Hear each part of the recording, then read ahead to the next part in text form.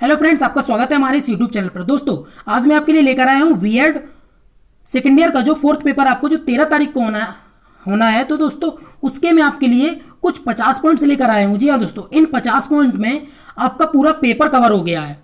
तो दोस्तों, आपके ये जो 50 पॉइंट है ये आपके एग्जाम के पॉइंट ऑफ व्यू से बहुत ही मोस्ट इंपॉर्टेंट है। तो चलिए दोस्तों, इसी के साथ आज की इस वीडियो को शुरू करने से पहले आपसे हमारी रिक्वेस्ट है कि अगर आप हमारे इस चैनल पर नए हैं तो चैनल को सब्सक्राइब कर लें, साथ में बेल आइकन को प्रेस कर लें, जिससे आपको हमारी नई वीडियो की नोटिफिकेशन मिले सबसे पहले। तो दोस्तों, शाम के बच्चों के 7:30 और ये वीडियो जब तक अपलोड होगी तब आपको ये मिल पाएगी लगभग 9 बजे तक। तो चलिए दोस्तों, हम इसी के साथ शुरू करते हैं। दोस्तों, आज का हमारा सबसे पहला टॉपिक है कि निर्देशन आखिर में क्या है। तो दोस्तों, निर्देशन का जो उद्देश्य है वो है व्यक्तित्व का पूर्ण विकास करना। पूर्ण विकास का मतलब है सर्वांगीण या संपूर्ण विकास करना। और दोस्तों, ये कैसी प्रक्रिया है? तो ये निरंतर चलने वाली प्रक्रिया है, मीन सतत प्रक्रिया है ये। ठीक है दोस्तों, ये रुकती नहीं है। क्या निर्देशन जो है, ये निर्देशन जो डायरेक्शन है, ये कभी गाइडेंस जो है वो रुकता नहीं है कभी, ये निरंतर सतत चलने वाली प्रक्रिया है। हमारा दोस्तों अगला पॉइंट है, निर्देशन एक सामान्यीकृत और विशिष्ट प्रक्रिया है। कैसी दोस्तों? सामान्यीकृत और विशिष्ट प्रक्रिया है। हमारा अगला दोस्तों पॉइंट है, स्कूलों में निर्देशन, ये जो पुस्तक है स्कूलों में निर्देशन, ये पुस्तक बाकर मेहंदी जी ने लिखी है। किसने लिखी है दोस्तों? बाकर मेहंदी जी ने। पुस्तक का नाम है स्कूलों में निर्देशन। क्योंकि दोस्तों, आपके एग्जाम में काफ़ी जो क्वेश्चंस हैं वो बुक से भी रिलेटेड आ रही है। तो दोस्तों, इसमें हमने 2-4 बुक्स को ऐड किया है जो बहुत ही इंपॉर्टेंट है।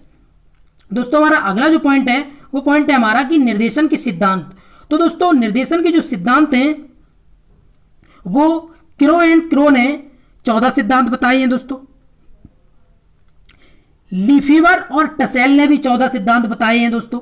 और हम्फ्रीज और टेक्सलर ने 7 सिद्धांत बताए हैं और जोन्स ने दोस्तों 5 सिद्धांत बताए हैं। ठीक है दोस्तों, निर्देशन के जो सिद्धांत है क्रो एंड क्रो ने 14, लीफीवर और टसेल ने 14, हम्फ्रीज और टेक्सलर ने 7 सिद्धांत बताए हैं तथा जोन्स ने 5 सिद्धांत। दोस्तों, हमारा अगला पॉइंट है कि जैसन और रिक्सियो के अनुसार जो निर्देशन है उसके कितने कार्य हैं? तो दोस्तों, उसके 8 कार्य हैं। कितने कार्य हैं? 8 कार्य हैं। किसके अनुसार दोस्तों? जैसन और रिक्तियों के अनुसार कितने कार्य हैं निर्देशन के? 8 कार्य हैं दोस्तों। हमारा अगला पॉइंट है, भारत को निर्देशन से परिचित कराने का श्रेय श्री सोहनलाल एवं श्री केजी सैदन को जाता है दोस्तों। किसको? भारत में जो निर्देशन को भारत से जो परिचित कराया वो दोस्तों किसने कराया? श्री सोहनलाल ने और केजी सैदन जी ने। आप ये दोनों नाम बहुत अच्छे से दोस्तों याद कर लेना। हमारा अगला पॉइंट है दोस्तों, भारत में निर्देशन का कार्य अभी शैशवावस्था में है दोस्तों। किसमें है? शैशवावस्था में। आपसे प्रश्न पूछ दिया जाएगा कि भारत में जो निर्देशन का कार्य है वो अभी किस अवस्था में है? प्रौढ़ अवस्था में, बाल्य अवस्था में, शैशवावस्था में या किशोरावस्था में? तो दोस्तों, ऐसे प्रश्न पूछे जाएंगे तो आपका ये क्या है? शैशवावस्था में है। हमारा अगला पॉइंट है दोस्तों, समस्त देशों में इसका प्रारंभ व्यावसायिक समस्याओं से हुआ है। किससे? व्यावसायिक समस्याओं से। बिजनेस की जो प्रॉब्लम्स होती हैं उनको मद्देनजर देखते हुए इसकी जो प्रारंभ है वो हुआ है। क्योंकि बिजनेस में दरअसल लोगों को निर्देशन की गाइडेंस की बहुत ज़्यादा जरूरत पड़ती है दोस्तों। हमारा अगला पॉइंट है, भारत की कलकत्ता यूनिवर्सिटी में सन 1915 में, कब दोस्तों? सन 1915 में व्यवहारिक मनोविज्ञान की शाखा खोली गई। कब खोली गई भारत में? 1915 में। कहाँ खोली गई? कलकत्ता यूनिवर्सिटी में। ठीक है दोस्तों, हमारा अगला पॉइंट है पॉइंट नंबर 10, 1938 में व्यावसायिक निर्देशन की शाखा स्थापित हुई। कब? 1938 में। और इसके अध्यक्ष कौन थे दोस्तों? ये अध्यक्ष थे इसके श्री जे.एस. बोस थे। किसके? ये व्यवहारिक मनोविज्ञान और व्यावसायिक निर्देशन के। और दोस्तों, ये दोनों चीजें कहाँ खोली गई? ये दोनों चीजें कलकत्ता यूनिवर्सिटी में खोली गई, लेकिन इनका समय अलग है। 1915 में व्यवहारिक मनोविज्ञान और 1938 में व्यावसायिक निर्देशन की शाखा खोली गई। हमारा दोस्तों अगला पॉइंट इसी के साथ 11वां पॉइंट है, बंबई में निर्देशन ब्यूरो की अलग स्थापना सन 1952 में की गई। कब की गई दोस्तों? 1952 में। किसकी? जो निर्देशन ब्यूरो है उसकी बंबई में जो स्थापना की गई अलग, वो कब की गई? 1952 में। हमारा अगला दोस्तों पॉइंट है, उत्तर प्रदेश में सन 1942 में। कब? सन 1942 में इलाहाबाद में मनोविज्ञान निर्देशन ब्यूरो की स्थापना की गई। और दोस्तों, इस स्थापना को के जो अध्यक्षता की वो किसने की? वो अध्यक्षता की हमारे नरेंद्र देव जी ने इसकी अध्यक्षता की, आचार्य नरेंद्र देव। ठीक है दोस्तों, हमारा अगला पॉइंट है, सन 1950 में बंबई सरकार ने भी व्यावसायिक निर्देशन ब्यूरो की स्थापना की। किसने? बंबई सरकार ने कब की दोस्तों? 1950 में। किसकी? व्यवसायिक निर्देशन ब्यूरो की स्थापना की। हमारा अगला दोस्तों पॉइंट है कि जो पारसी पंचायत है, पारसी पंचायत कैरियर मास्टर्स के प्रशिक्षण की भी व्यवस्था करती है। कौन? आपसे पूछ लिया जाएगा कि जो कैरियर मास्टर्स है इसके जो प्रशिक्षण की व्यवस्था कौन करता है? तो दोस्तों इसके प्रशिक्षण की व्यवस्था करती है पारसी पंचायत। ठीक है दोस्तों, हमारा अगला पॉइंट है केंद्रीय शिक्षा मंत्रालय ने 1954 में केंद्रीय शिक्षा तथा व्यावसायिक ब्यूरो की स्थापना की। किसने? केंद्रीय शिक्षा मंत्रालय ने। कब की? 1954 में। किसकी? केंद्रीय शिक्षा तथा व्यावसायिक ब्यूरो की। हमारा अगला पॉइंट है दोस्तों प्राथमिक शिक्षा में निर्देशन को कोठारी शिक्षा आयोग ने सन 1964 में, जो कोठारी आयोग जिनके नाम पे पड़ा दौलत सिंह कोठारी ने प्रारंभ करवाया। किसके? प्राथमिक शिक्षा में। किसको? निर्देशन को किसने प्रारंभ करवाया? तो दोस्तों कोठारी शिक्षा आयोग की। ठीक है दोस्तों, हमारा अगला पॉइंट है भारत में निर्देशन जो सेवाएं हैं वो 4 स्तरों पर संगठित की जाती हैं। कितने स्तरों पर दोस्तों? 4 स्तरों पर। क्या? निर्देशन सेवाएं कहाँ? हमारे इस भारत में 4 स्तरों पर संगठित की गई। कौन कौन से स्तर हैं दोस्तों? केंद्रीय स्तर, राज्य स्तर, निजी स्तर और विश्वविद्यालय, कॉलेज और विद्यालय स्तर पर। कौन कौन से दोस्तों? केंद्रीय, राज्य, निजी और विश्वविद्यालय, कॉलेज और विद्यालय स्तर। हमारा दोस्तों अगला पॉइंट इसी के साथ केंद्रीय शैक्षिक एवं व्यावसायिक निर्देशन ब्यूरो, इसकी जो स्थापना है वो कब हुई? 1954 में। किसकी? केंद्रीय शैक्षिक एवं व्यावसायिक निर्देशन ब्यूरो की। हमारा दोस्तों अगला पॉइंट है राज्य शैक्षिक एवं व्यावसायिक ब्यूरो की स्थापना मुदालियर शिक्षा आयोग की सिफारिश पर की गई। बात की जा रही है दोस्तों राज्य शैक्षिक एवं व्यावसायिक ब्यूरो की। याद रखना है ये केंद्रीय है, ये राज्य है। तो राज्य शैक्षिक एवं व्यावसायिक ब्यूरो की जो स्थापना है वो किसके द्वारा की गई? वो की गई दोस्तों मुदालियर आयोग की सिफारिश के द्वारा की गई। ये कहाँ की गई सर्वप्रथम? तो दोस्तों राजस्थान के बीकानेर में 1985 में इसकी स्थापना की गई। कहाँ की गई? बीकानेर में। कहाँ है ये बीकानेर? राजस्थान में। कब की गई? 1985 में। दोस्तों यहाँ पे थोड़ा ब्लैक हो गया क्योंकि लाइट की थोड़ी समस्या थी इस वजह से। ठीक है दोस्तों, हमारा अगला है, अगली दोस्तों हमारी फिर एक पुस्तक आ गई। पुस्तक का नाम है एन इंट्रोडक्शन टू गाइडेंस। ये पुस्तक दोस्तों किसने लिखी है? ये पुस्तक लिखी है क्रो एवं क्रो ने। पुस्तक का नाम एन इंट्रोडक्शन टू गाइडेंस। हमारा अगला है दोस्तों पाठ्य विषयों का चुनाव। 1935 में माध्यमिक शिक्षा आयोग ने इसकी पहल की। क्या की? कि पाठ्य विषयों का चुनाव अब होना चाहिए, कि जो बच्चे हैं उनके हिसाब से पाठ्य विषयों का चुनाव होना चाहिए। ये किसने की? माध्यमिक शिक्षा आयोग ने। कब किया? 1945 में पहल की। हमारा अगला है दोस्तों आर्वकल ने, जो आर्वकल थे इन्होंने परामर्श के 3 तत्व बताए। कितने तत्व बताए दोस्तों? 3 तत्व। आपके एग्जाम में इससे पहले भी दोस्तों आपके एग्जाम में पूछा गया था कि कक्षा कक्ष के प्रकार बताइए, आयाम बताइए, सिद्धांत बताइए, ऐसे क्वेश्चन आ रहे हैं। तो दोस्तों इसी को मद्देनजर रखते हुए ये प्रश्न बनेगा आपका कि आर्वकल जो थे इन्होंने परामर्श के कितने तत्व बताए? तो दोस्तों इन्होंने परामर्श के 3 तत्व बताए। और विलियम कोटल जो है इन्होंने 5 तत्व बताए।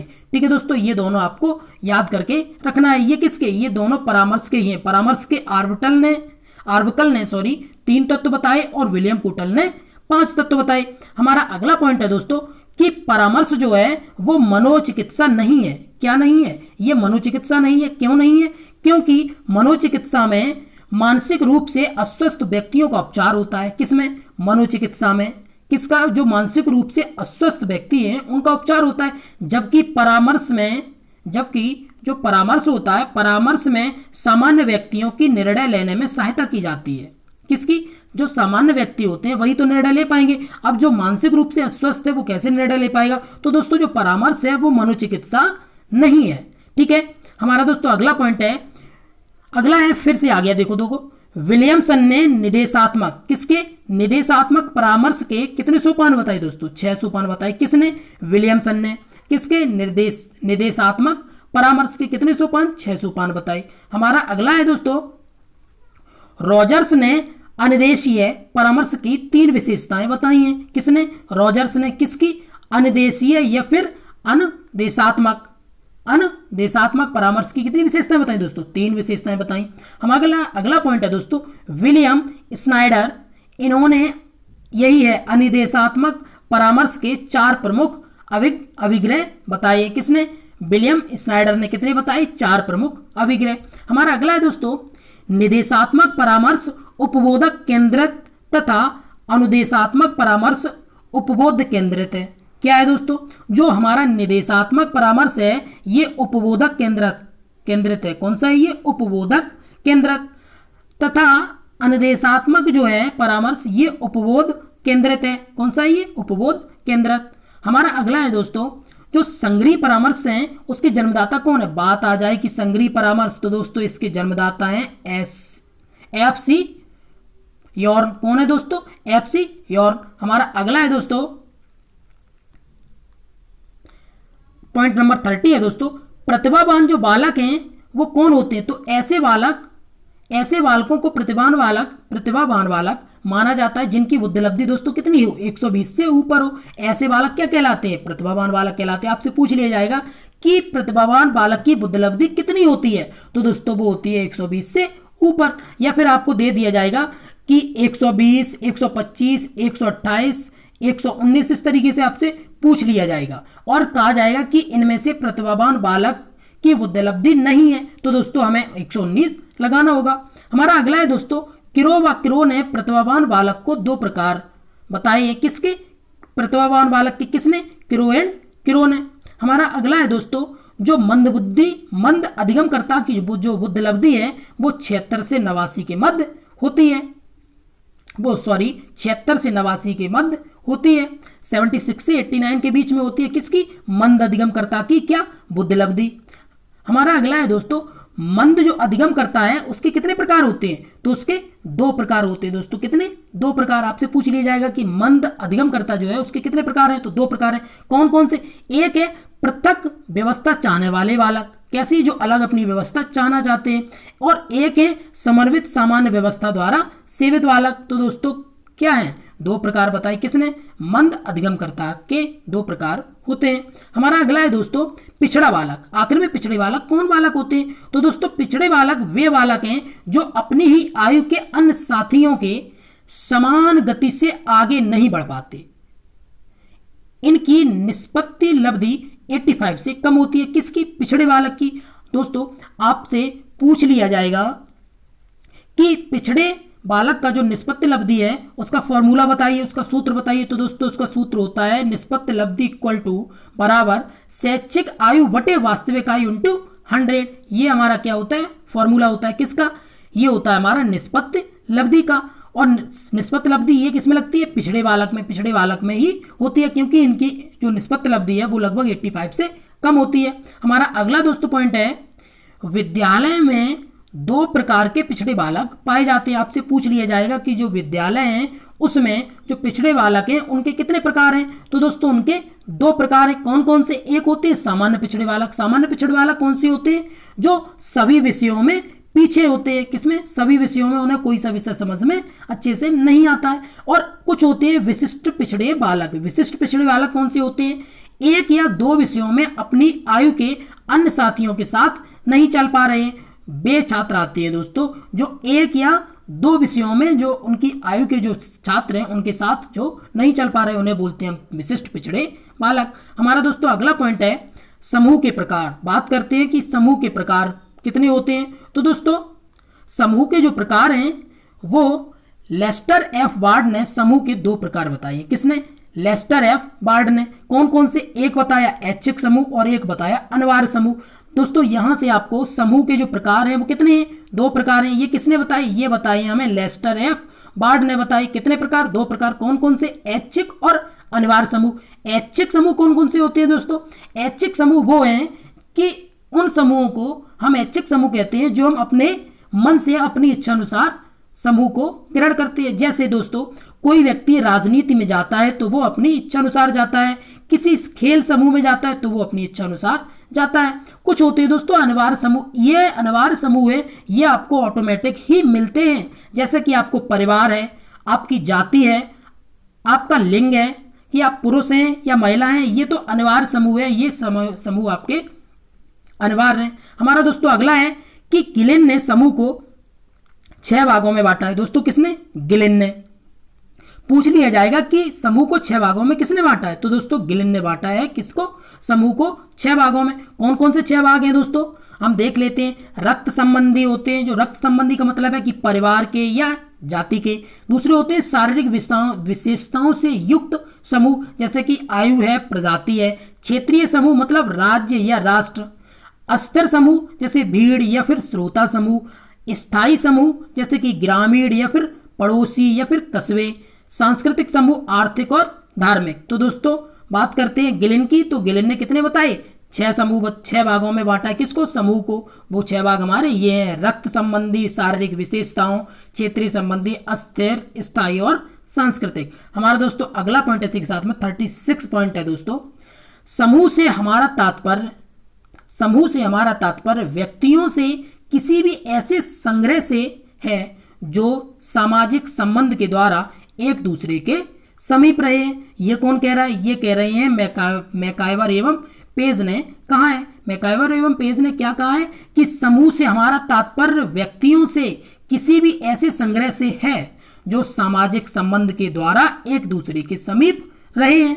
ठीक है दोस्तों, हमारा अगला पॉइंट है व्यक्तिगत परामर्श। तो दोस्तों व्यक्तिगत जो परामर्श है उसकी कितनी अवस्थाएं हैं? तो दोस्तों उसकी 4 अवस्थाएं होती है। किसकी? व्यक्तिगत परामर्श की कितनी अवस्थाएं हैं दोस्तों? तो वो है 4 अवस्थाएं हैं व्यक्तिगत परामर्श की। हमारा अगला है दोस्तों बुद्धि परीक्षण। बुद्धि परीक्षण क्या है? फ्रांस के प्रसिद्ध मनोवैज्ञानिक एल्फ्रेड विने ने, किसने दोस्तों? याद करना है आपको। एल्फ्रेड विने ने सर्वप्रथम 30 प्रश्नों का एक बुद्धि परीक्षण बनाया। किसका? 30 प्रश्नों का। किसने? एल्फ्रेड विने ने। कहाँ के हैं ये? फ्रांस के।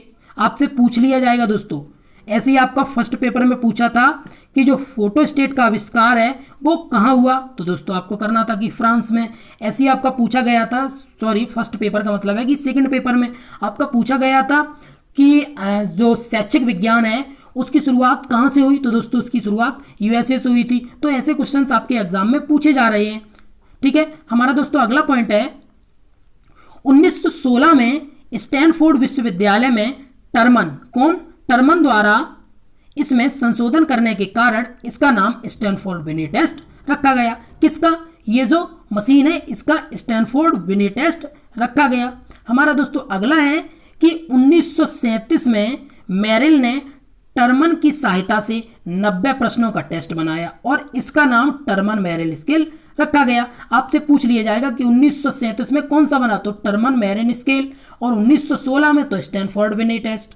ठीक है दोस्तों, हमारा अगला है पॉइंट इसी का है दोस्तों। 1908 में विनय ने सर्वप्रथम बुद्धिलब्धि का विचार प्रस्तुत किया। पूछ लिया जाएगा कि बुद्धिलब्धि का जो विचार है वो सबसे पहले कब प्रस्तुत किया गया?